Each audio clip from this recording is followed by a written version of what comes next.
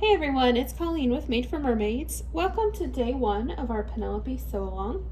Today we're going to be going over pieces and a couple helpful tips for working with your Penelope pattern. So first I'll go through and I'll show you what my pieces look like. We'll run through the bands really quick. Depending on which options you're sewing up, your bands may look a little bit different. So I have my neck band, which was cut on the fold when I cut it out. And then I have two puff sleeve bands or cuffs. So when I sew them up, we'll first sew them like this with the short edge. And so when they finish, they'll look like so, and it will go along the bottom of the puff sleeve. Depending on which sleeve option you're sewing up, yours will be slightly different. So you may have the bishop sleeve cuff, you may have the ruffle sleeve, but I'm going to do the puff sleeve. So that's it for my bands and my cuffs. The next piece I want to show you is my puff sleeve. So on the puff sleeve, as well as the bishop sleeve, you'll notice that there are markings on the paper pattern piece. I've put a little snip in on the sleeve piece, but I put clips there to show you where the markings are.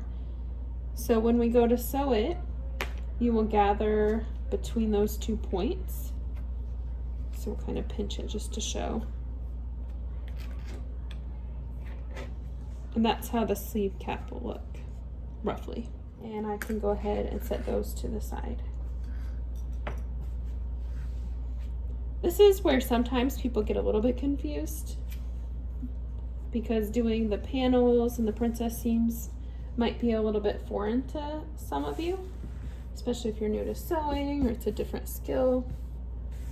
So first I'll show you my center panel. It's cut on the fold, and you can see I've cut my notches out. You'll notice that there's triangles on your paper pattern piece. Don't cut them into your pattern. Don't cut them in, cut the triangles out.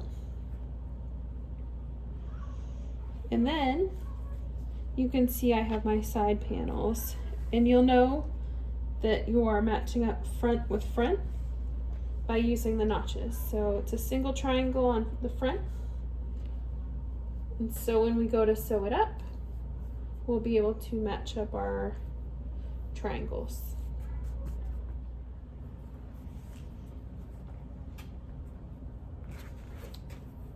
So you have a rough idea of how it gets put together. We'll pin our notches together before we sew it up to make it a little bit easier. So that's the front. Remember, the middle panel is cut on the fold, and then the side panels, it's really important that you cut them as mirror images.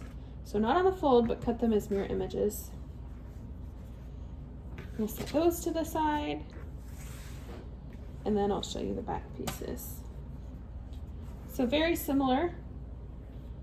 The back has a center panel piece, and you'll see, so instead of cutting 2 triangles, I just cut kind of this weird trapezoid.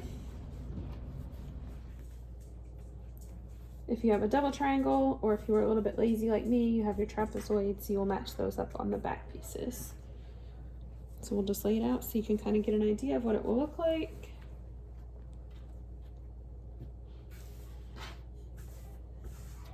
So it will look roughly like that. And then you'll notice here, it's really important that you use your full 1/2 inch seam allowance, because otherwise you'll have these funky notches. One other quick thing I wanted to mention that's really important in the tutorial is the instructions on how to grade or match sizes, and then adding and removing length depending on what you need for your height. So we've had a lot of questions in the group about, if I remove height or add height to the front, do I also need to do it to the back? And the answer is definitely yes.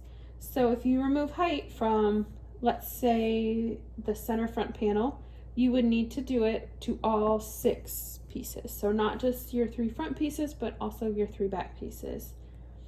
And you want to be really careful that you are adding and removing from the same place so that your princess seams will line up.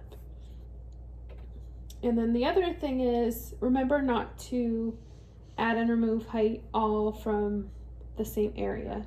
For example, if you are 5 feet tall, you would want to take out 2.5 inches because remember it's 1/2 inch for every 1 inch over 5'5", or 1/2 inch for every inch under 5'5".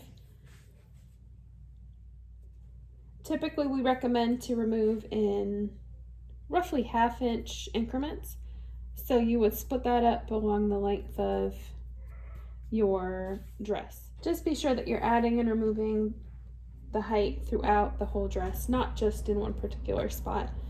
And really that will come down to your personal fit and where you carry your height. If most of your height or lack of height is in your legs, then you may not need to remove quite as much. Just for reference, we draft to a side waist of 8 inches, so that's where we usually recommend people start, by measuring that side waist. In today's blog post, I'll be sure to link guides for measuring and how to measure your side waist in case that's not a measurement you've taken before. Other than that, that's it for day 1, and we will see you back tomorrow for day 2. See you then.